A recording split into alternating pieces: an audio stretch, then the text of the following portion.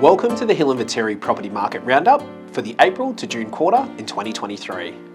Well, when does the Sydney property market ever behave as it's supposed to? Looking back at the first quarter of this calendar year, we saw signs of improvement with the numbers through open homes steadily increasing. This didn't necessarily translate into higher prices or clearance rates, but it felt like buyer sentiment had shifted. Perhaps buyers began to feel like we had come to the bottom of the cycle and become more active again. As a consequence, properties started to sell, and through what can be a quieter month with Easter, Anzac Day and school holidays, the month of April saw the stock on market start to clear and an unusually high number of sales. Now, what is interesting to note is that typically sellers hold off from listing till after this period, and we see an influx of property after this hiatus. Well, this year that didn't happen as expected, and the reduction in supply and increased buyer activity has resulted in a resurgence in the market locally. Now, despite interest rates continuing to rise by 0.25% in May and June, the Sydney property market has once again defied logic and prices have started heading north rapidly, especially for houses. Other than a shift in buyer sentiment, the real driver has been low stock on market, with buyers having to fight it out for what is available. During this period, the number of properties for sale has dipped under 450 in the Sutherland Shire, at a time where you would expect to be 2 to 3 times that. Only 3 months ago, we were still seeing buyers making bargain hunter type offers for property with the expectation that prices would plummet with the impending mortgage cliff.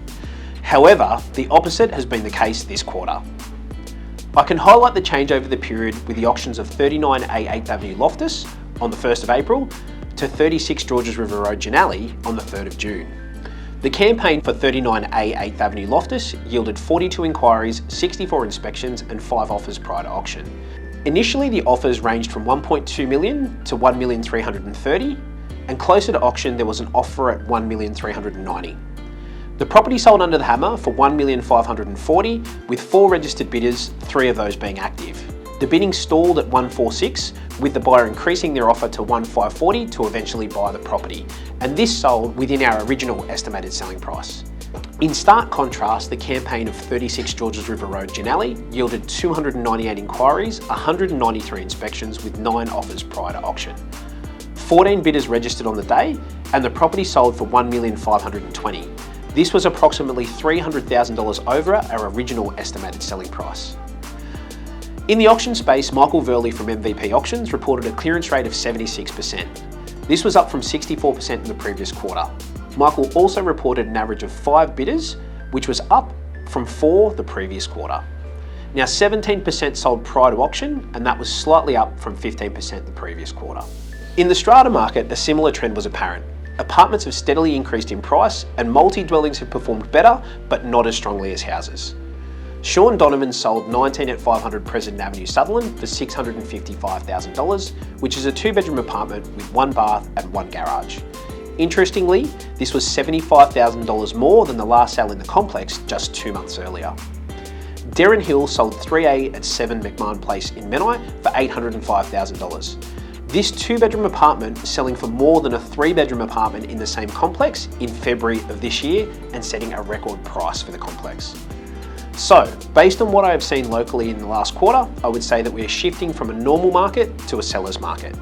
However, further increases to interest rates and an increase to supply will likely see us shift back to a normal market. It's noteworthy that there's been changes to stamp duty rules for first home buyers at the turn of this quarter. The First Home Buyers Assistance Scheme has expanded. For contracts that exchange on or after July 1, eligible first home buyers will receive an exemption of transfer duty for new purchases or existing homes up to $800,000. This has increased from $650,000 for existing properties, and the concessional rate of duty will continue up to $1 million. Now, in regards to the rental market, our Head of Property Management and partner Lee Anderson advises that the rental market is still strong, but he has noticed a slowing demand with fewer tenants inspecting properties.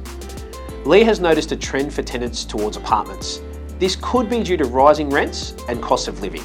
Houses between $800 and $1,000 per week have remained sought after. If you'd like to know the new value of your property, give the team a call or contact us via the website. You may be surprised just how much prices have moved over the last few months. I'd like to personally thank you for taking the time to watch our quarterly market roundup. And as always, if you have any questions on the real estate market or require assistance, please don't hesitate to give us a call.